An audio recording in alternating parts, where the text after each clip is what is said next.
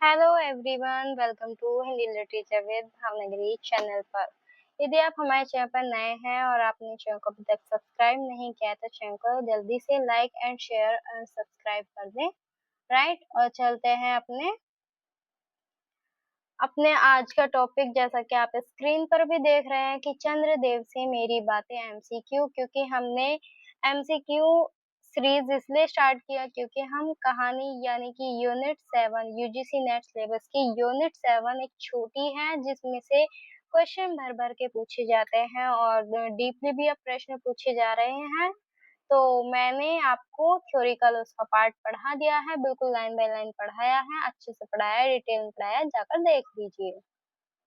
उसकी प्लेलिस्ट बना दी गई है, मैं आपको अभी प्लेलिस्ट बता दे रही हूँ कि प्लेलिस्ट का नाम क्या है। अभी मैं बता दे रही हूँ, पहले आपको वही बताई जाएगी, ठीक है।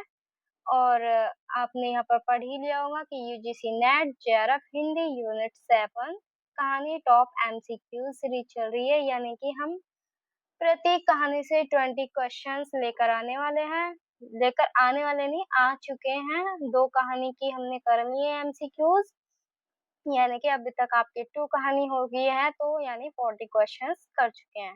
राइट, आज चंद्रदेव से मेरी बातें कहानी राजेंद्र बाला घोष जी की है, जिन्हें बंग महिला के नाम से भी जाना जाता है। तो आज इस कहानी के हम टॉप 20 एमसीक्यूज करेंगे। राइट, तो मैं आपको पहले थोड़ा-सा बता देती हूँ कि आपको क्या।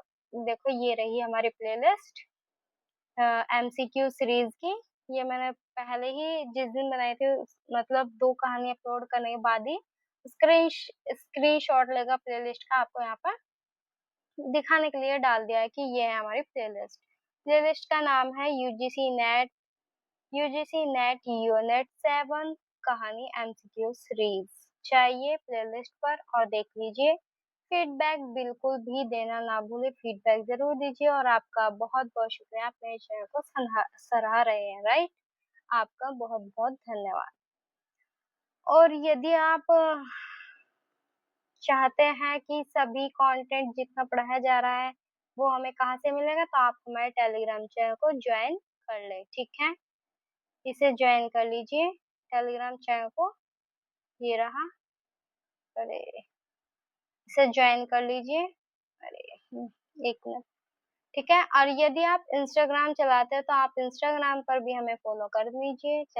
मतलब आप इस पर भी लेटेस्ट अपडेट देखने को मिलेगी। और वैसे भी अब आपके लिए खुशखबरी मैंने बता दी है, मैंने अपडेट दे दी है हमारे चैनल पर। सबसे पहले आपको अपडेट देखने को मिलेगी कि यूजीसी नेट की आंसर की आने वाली है, जिसका आप बेसब्री से इंतजार कर रहे थे।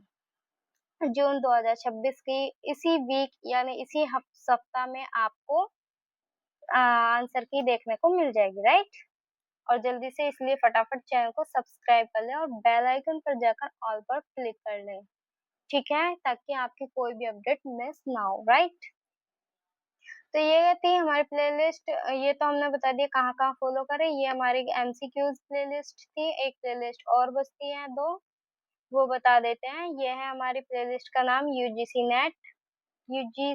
नेट हिंदी कहानी, ठीक है। इसमें क्या आपको थ्योरिकल पार्ट मिलेगा, लाइन बाय लाइन पढ़ाई गई कहानियां हैं, जो इम्पोर्टेंट है वो बताया गया है, हाईलाइट कराया गया है।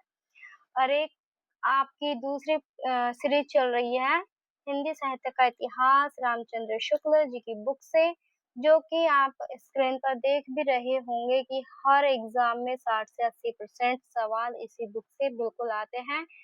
इसलिए कह सकती हूँ मैं कि इसी बुक से आ सकते हैं आते हैं, क्योंकि हिंदी साहित्य का इतिहास एक ऐसा टॉपिक है जो हर हिंदी रिलेटेड एग्जाम में लगा हुआ है। ऐसा कोई हिंदी एग्जाम नहीं है जिसमें ये टॉपिक ना लगा हो, इसलिए ये अपने आप में बहुत ही महत्वपूर्ण हो जाती है। इस सीरीज का नाम रखा है हमने हिंदी साहित्य का इतिहास रामचंद्र शुक्ल शॉर्ट्स नोट्स। यदि आपको लगता है कि शॉर्ट्स नोट्स एकदम ऐसे हैं कि मतलब कुछ टॉपिक रह जा रहे हैं, तो उसकी कोई बात नहीं है, वो एमसीक्यू के थ्रू आपके करा दिए जाएंगे, लेकिन बेटर कंटेंट के साथ शॉर्ट्स नोट्स पढ़ाए जा रहे हैं। तो जाकर देख लीजिए और फीडबैक जरूर दीजिए। आप फीडबैक देते हैं तो मुझे खुशी होती है बहुत कि हाँ, बच्चे देख रहे हैं, फीडबैक भी दे रहे हैं। तो आप चैनल को सपोर्ट करते रहिए और हम भी आपके लिए बेटर से बेटर कंटेंट लाने का प्रयास कर रहे हैं, राइट। प्लेलिस्ट है, जाकर देख लीजिए। ये हर एग्जाम में आपके में पूछी जाती है, ठीक है। देखो यहाँ पर मैंने लिख भी दिया है, जितने भी एग्जाम होते हैं हिंदी से रिलेटेड उन सब में ये यूजफुल है। और ये क्लासेस ना जितनी आज यूजफुल रहेगी रामचंद्र शुक्ल सीरीज की, उतनी ही ये हर एग्जाम के लिए हमेशा यूजफुल रहेगी, राइट। और रही बात ये यूजीसी नेट हिंदी कहानी की, ये यूजीसी नेट एग्जाम के लिए जब तक सिलेबस कोई चेंज नहीं होता तब तक ये बिल्कुल यूजफुल रहेगी। अगर चेंज होता है तो एक दो कहानी कम या ज्यादा ही कर सकते हैं, बाकी आपका सिलेबस 60 से 70% ऐसा ही रहता है, ठीक है। तो इसलिए कहानी भी इतनी ही यूजफुल रहेंगी, जितनी आज है उतनी ही आपके बाद में रहेंगी। और अब चलते हैं हम अपने टॉपिक पर। आपको बताना ज़रूरी था ताकि आप इधर-उधर ना भटके और अपने समय पर क्लास देख सकें। और अब जल्द ही आंसर की आने वाली है यूजीसी नेट की, उसके बारे में आपको अपडेट मिल जाएगी। ऑफिशियल वेबसाइट पर आया अपडेट है, हमने बता दिया, जाकर देख लीजिए। अगर आप चाहते हैं कि हमें सारी अपडेट कहाँ पर मिले, तो हमने लेटेस्ट अपडेट के नाम से भी प्लेलिस्ट बनाई है, आप जाकर वहाँ पर सारी लेटेस्ट अपडेट देख सकते हैं, जो अभी हाल ही में 2026 के अंतर्गत लेटेस्ट अपडेट आई है, कोई भी एग्जाम हो, असिस्टेंट प्रोफेसर हो वगैरह सबकी, ठीक है। यूजीसी नेट आंसर की जो लेटेस्ट अपडेट कल आई थी वो भी हमने उसी में ही ऐड कर दी है, जाकर देख लीजिए, ठीक है। शॉर्ट वीडियो के माध्यम से भी आपको बता दिया जाता है और डिटेल में भी, राइट। चलते हैं अब आगे। तो चलते हैं बिना देरी किए अब अपने एमसीक्यूज पर, ठीक है। आपको इसमें टॉप 20 एमसीक्यूज देखने मिलेंगे। लेवल एनटीए के जैसा ही मैंने रखने का प्रयास किया, जैसे एक एक वर्ड्स को लेकर क्वेश्चन पूछे जाते हैं, बिल्कुल ऐसे ही मैंने इसमें प्रश्न रखे हैं। तो अब एक एक करके हम सॉल्व करते हैं, राइट।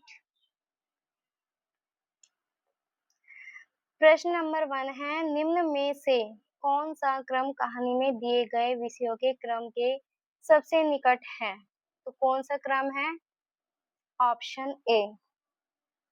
यदि आपको लगता है कि वीडियो जल्दी चल रही है तो आप वीडियो को स्लो भी कर सकते हैं, और लगता है स्लो चल रही है तो आप स्पीड पर भी कर सकते हैं, राइट, ठीक है। तो कौन सा ऑप्शन होगा इसका सही?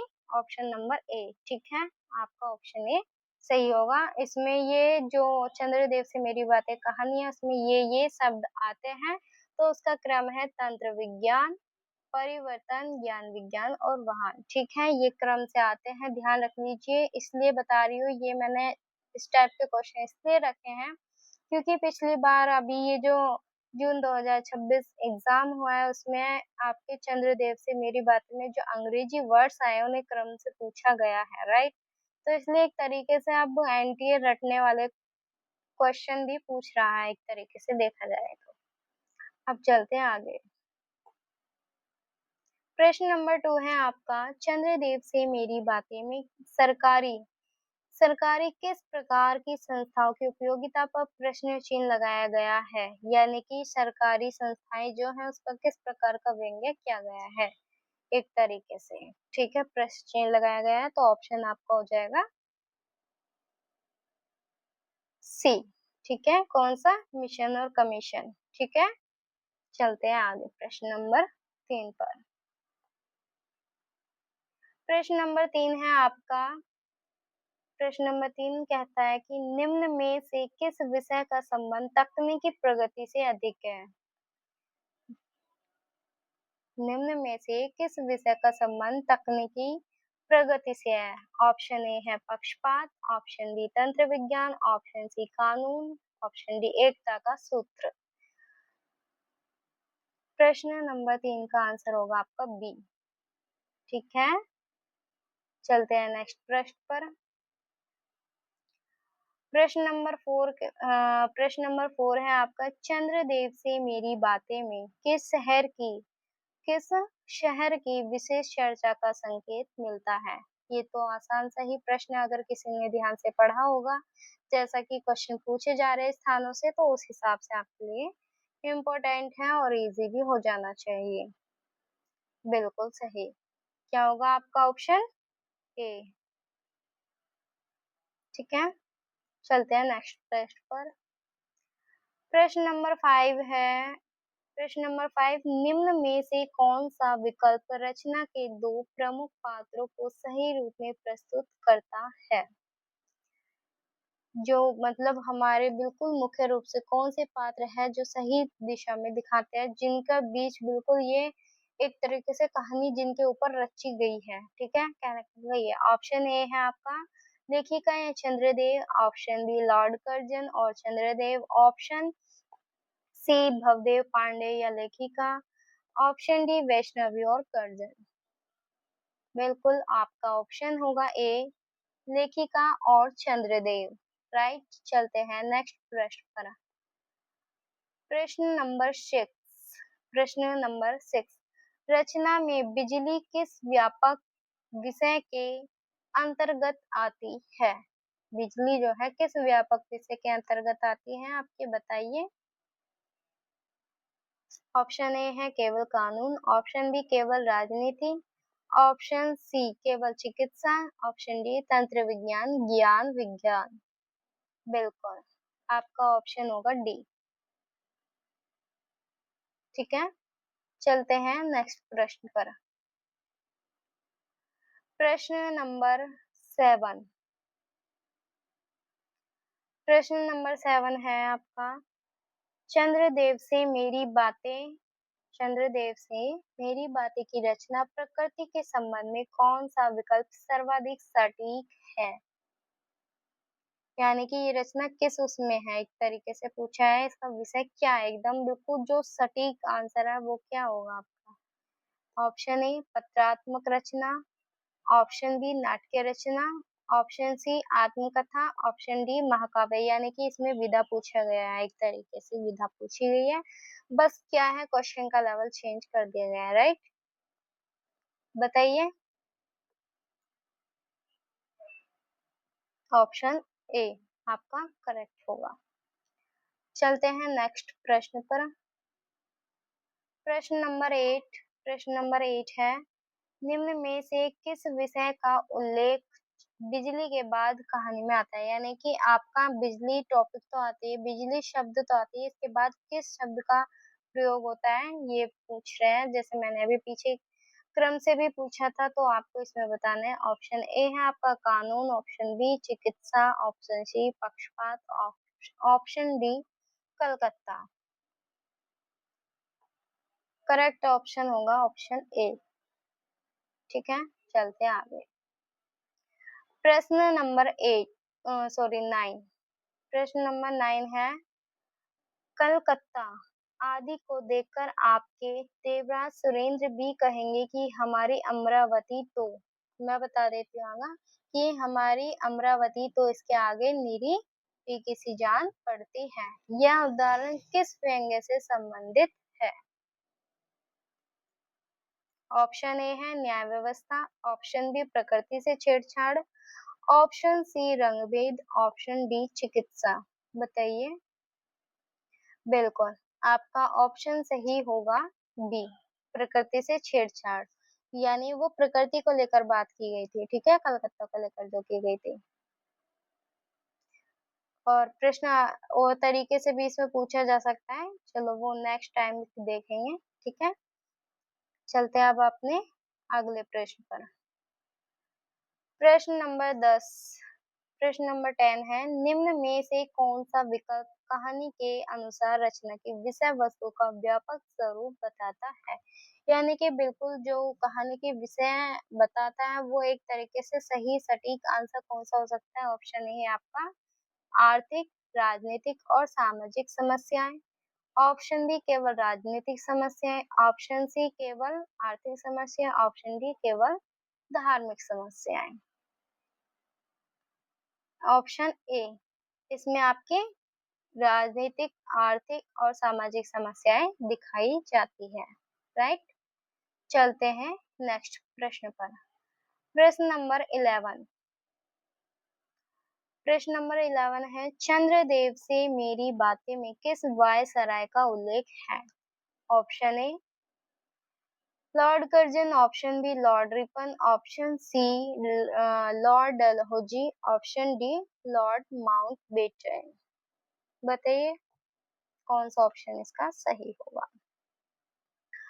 Option A Lord Curzon.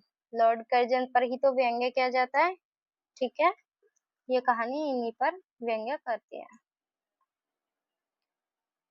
Next प्रश्न पर चलते हैं। प्रश्न नंबर 12। प्रश्न नंबर 12 है आपका, निम्न में से कौन सी रचना में आय विषयों में शामिल है, यानी कौन सा, यहाँ पे आएगा शब्द, कौन सा शब्द रचना में आय विषयों में शामिल है, यानी कि एक इनमें जो शब्द है, टॉपिक है, वो चंद्रदेव से मेरी बातें कहानी का एक विषय है, तो बताइए कौन सा है वो। वीरता, श्रृंगार, एकता का सूत्र और रहस्य।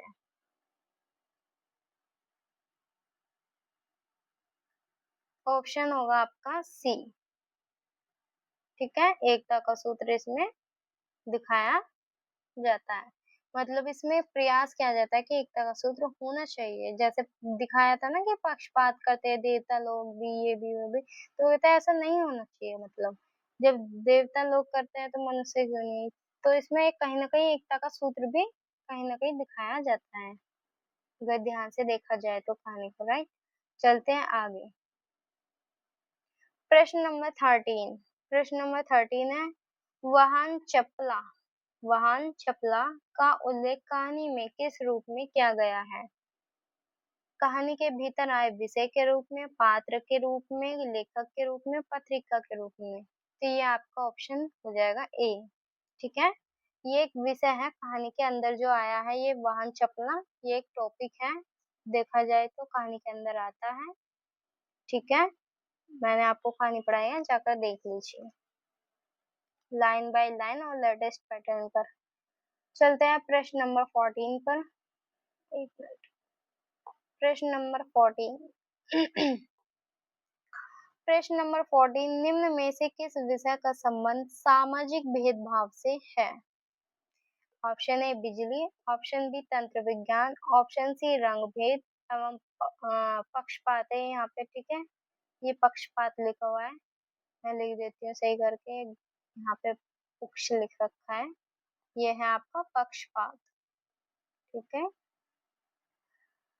वाहन, बताइए कौन सा ऑप्शन इसमें मतलब सामाजिक विषय से है। सामाजिक विषय तो आपका एक ही ऑप्शन दिख रहा है, वो होगा आपका ऑप्शन सी, ठीक है। ये हमारा सामाजिक रूप से जुड़ा हुआ टॉपिक है। तो चलते हैं अब आगे। प्रश्न नंबर 15। प्रश्न नंबर 15 है, निम्न में से कौन सा क्रम विषय कहानी के अनुसार सही है। कौन सा। ऑप्शन ए है आपका, ऑप्शन ए कानून, बिजली, चिकित्सा, ऑप्शन बी चिकित्सा, बिजली, कानून। ये भी क्रम है, देख लेना, ये क्रम वाले इंपॉर्टेंट क्वेश्चन हो जाते हैं, पूछे जा रहे हैं भर भर के। ऑप्शन सी बिजली, पक्षपात, चिकित्सा, ऑप्शन डी चिकित्सा, पक्षपात, कानून। कौन सा सही ऑप्शन है, बिल्कुल सही। अब ऑप्शन होगा आपका बी, ठीक है, चिकित्सा, बिजली, कानून। प्रश्न नंबर 16। प्रश्न नंबर 16 है आपका, रचना में कलकत्ता विश्वविद्यालय के विद्वानों पर किस प्रकार की दृष्टि है। तो ये आपका ऑप्शन हो जाता है, पहले आपको बता देती हूँ। ऑप्शन ए है भक्तिपूर्ण, ऑप्शन बी व्यंग्यात्मक, ऑप्शन सी प्रशंसात्मक, ऑप्शन डी रोमांटिक। तो आपका ऑप्शन होगा बी, ठीक है। चलते हैं 17 प्रश्न पर। 17 प्रश्न है आपका, ये यहाँ पे कथन लिखा हुआ है, ठीक है। ये टाइपिंग एरर हो जाता है, ठीक है, सॉरी इसके लिए। ये है कथन,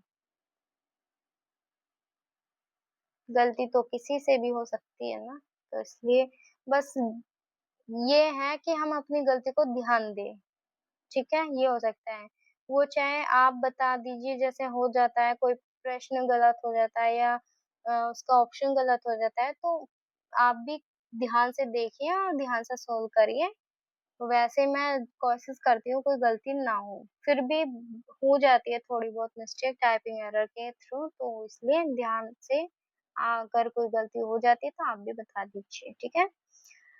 चंद्रदेव से मेरी बातें पत्रात्मक शैली में लिखी गई कथन है आपका, ये कथन 1 है कि चंद्रदेव से मेरी बातें पत्रात्मक शैली में लिखी गई कहानी है।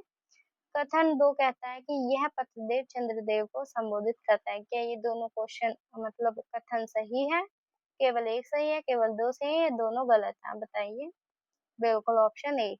ज्यादातर कथन वाले में मैंने दोनों ही सही रखने का प्रयास किया है, उससे आपके प्रश्न यहाँ पर तो दोनों सही है, लेकिन एग्जाम में किस टाइप से पूछ ले तो इसलिए यहाँ पर मैं आपको दोनों सही करने का प्रयास करती हूँ। ठीक है, चलते हैं प्रश्न नंबर 18। प्रश्न नंबर 18 है हमारा, लक्ष्मी सागर वैष्णवी का संबंध किस मत से है? इसे नाटक मानते हैं, इसे पहली राजनीतिक कहानी मानते हैं, या इसे कहानी नहीं निबंध मानते हैं, इसे उपन्यास मानते हैं? क्या मानते हैं? लक्ष्मी सागर वैष्णवी ये इनका कथन है, वो कहते हैं कि इसे कहानी नहीं, इसे तो निबंध कहना चाहिए एक तरीके से, ये वाला कथन है, ठीक है, जहाँ तक मुझे याद है।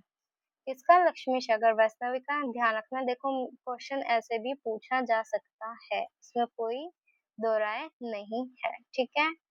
तो क्या होगा आपका ऑप्शन होगा सी, इसे क्या वे कहानी नहीं मानकर निबंध मानते हैं, लक्ष्मी सागर वैष्णवी, ठीक है।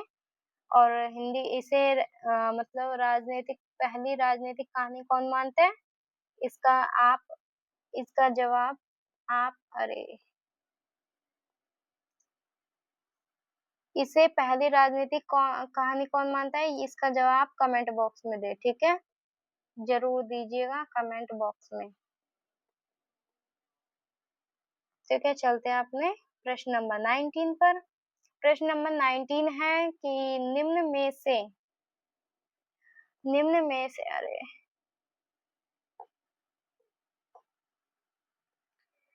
निम्न में से कौन सा विषय में दोहराया गया, यानी एक टॉपिक ऐसा जो दोहराया गया होगा, तो वो कौन सा टॉपिक है, कौन सा सब्जेक्ट है, कौन सा विषय है? यहाँ पर दिया गया है ना, बिजली, चिकित्सा, कानून, एकता का सूत्र।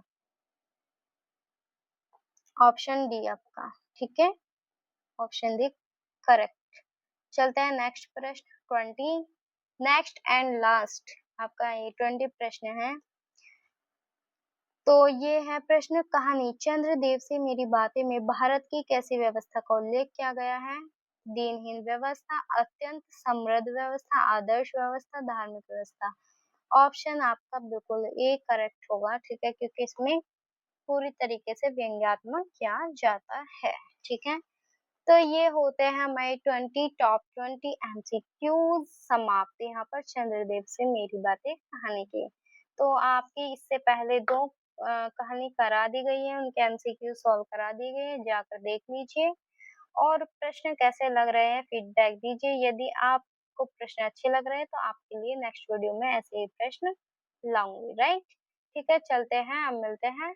आपको बता दिया कहाँ पर फॉलो करना है, इंस्टा पर यदि चलाते हैं तो वहां भी कर लीजिए, टेलीग्राम भी मैं सब आपको डिस्क्रिप्शन बॉक्स में मिल जाता है, हर वीडियो के डिस्क्रिप्शन में आपको प्लेलिस्ट का लिंक भी, टेलीग्राम का, इंस्टाग्राम का, जहां आप चाहे फॉलो कर सकते हैं।